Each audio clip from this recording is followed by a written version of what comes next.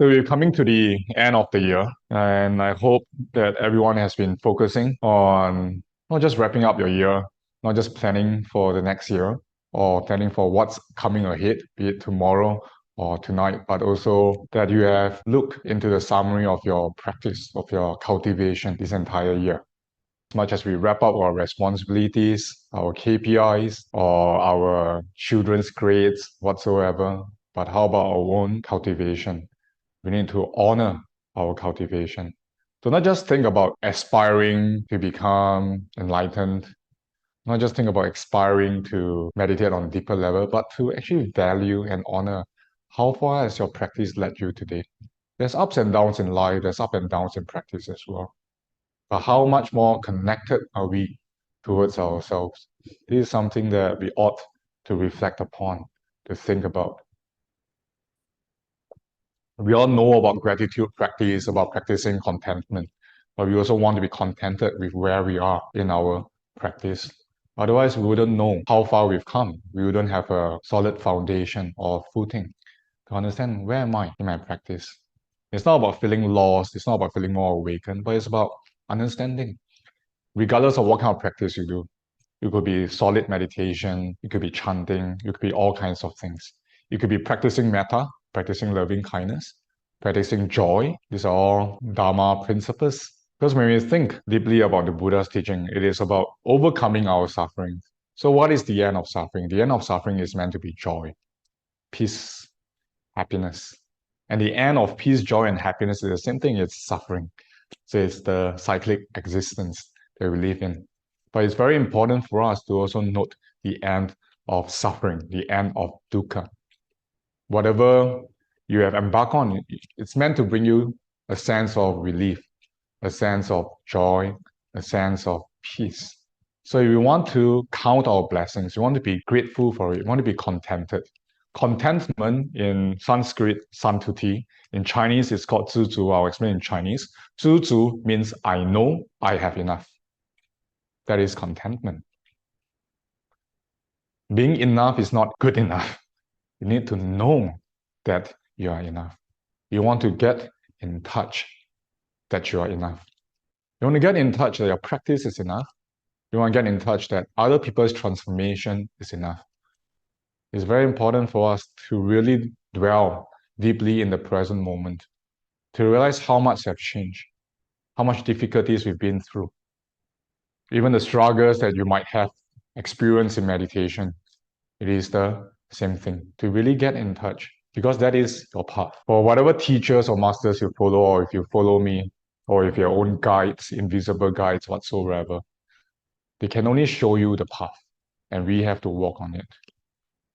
Maybe at first, when we encounter the spiritual journey or the Dharma practice, we are unsure of where we're headed, which is also a beautiful thing when you are not really sure what it is, because you have a beginner's mind.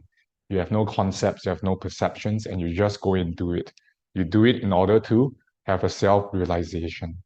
You feel more at peace, at ease, there's more wisdom in yourself. So I like to picture it as the Buddhas or the teachers laying the foundation of the path for us, the bricks. And then at first we are unsure, so we are hovering over it, supported by our teachers or our Sangha, our community. We're just hovering over it.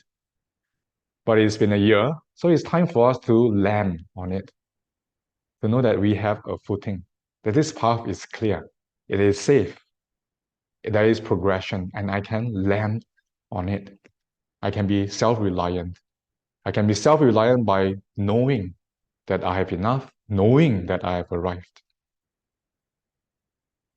Because that is what separates us from ignorance or forgetfulness to know, to be aware and to be awake, to be here. So in terms of spirituality, it's actually very simple. We just practice and we practice. We learn to have less suffering. We learn to be less caught up in things. We learn to be less caught up in hopes, fears, and expectations. We learn to rejoice in our merits. We learn to rejoice in the good things, the good opportunities that we have. Even when you're experiencing anxiety or suffering in your mind, you want to know that, hey, at least I'm aware that there is anger here, there's disappointment there. At least I am aware. Because when I am aware, it also says that I am aware of these mental formations in front of me, popping up in my head, that I'm not those emotions. I'm aware of what's arising. I'm aware of what's afflicting me. I'm aware of what's pushing my actions and my speech. At least you're aware. Nowadays, modern society kept talking about being conscious, conscious, conscious, not be awakened and awaken, awaken. And that is what we are being conscious about. Being a conscious being means being aware of our afflictions that are coming up. It's also being aware when the afflictions have ceased to be. When we delve into the esoteric, some of you just completed your Rishi initiation, which is very good. And for those in the Rishi lineage, you have received your empowerments as well. I mean, further instructions on how you're going to practice, which brings us to another realm of understanding or opening up our minds to another realm. Some people call it the astral realm, the psychic realm, and all that. The greatest reflection that we can have, let's say when you meditate and you kind of leave your body, you go somewhere else. And we know that we can't abandon our responsibilities. A lot of things don't make sense. And if it doesn't really make sense, then why do we hold on to it? We can't eradicate them, but we don't have to hold on to it if it really does not make sense. For someone who is ungrounded and they start flying all around in their minds, leaving their bodies, so and so and so, but they still are suffering.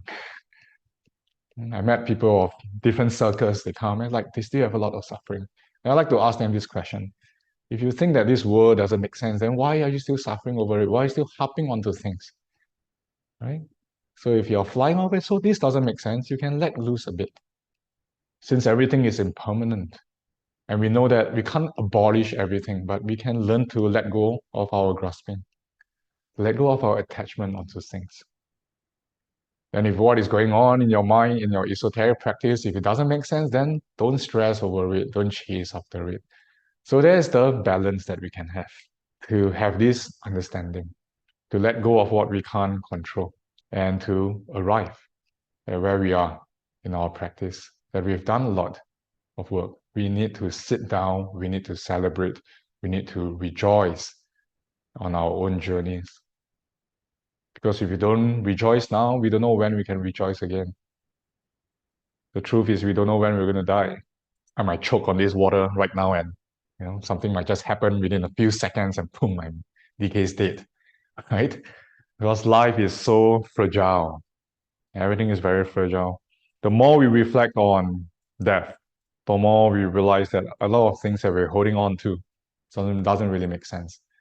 I'm not saying leave your family, throw your family away, cut off your relationships with people. I'm not saying that. I'm saying just let go of the grasping onto trying to control things, trying to have too much expectations about people. Everyone has their own journey, everyone has their own path, and you also have your own path. And your own path is the only thing that you can focus on. When you focus on yourself, then you will amplify. You will amplify in your own mind, and your own energy will grow. What you water will grow. If you water shit will grow. So it depends on where we want to place our attention on. Last week we covered about Yoniso Manasikara, which is our skillful and our wise attention. Focus on it, you will grow. Get in touch with it. Awaken into it. Awaken onto your own path. Because the path has been laid, the foundation has been there. So we don't want to spend our lifetimes hovering over the path. We want to land, knowing that it's safe enough for us to land, to simply get in touch.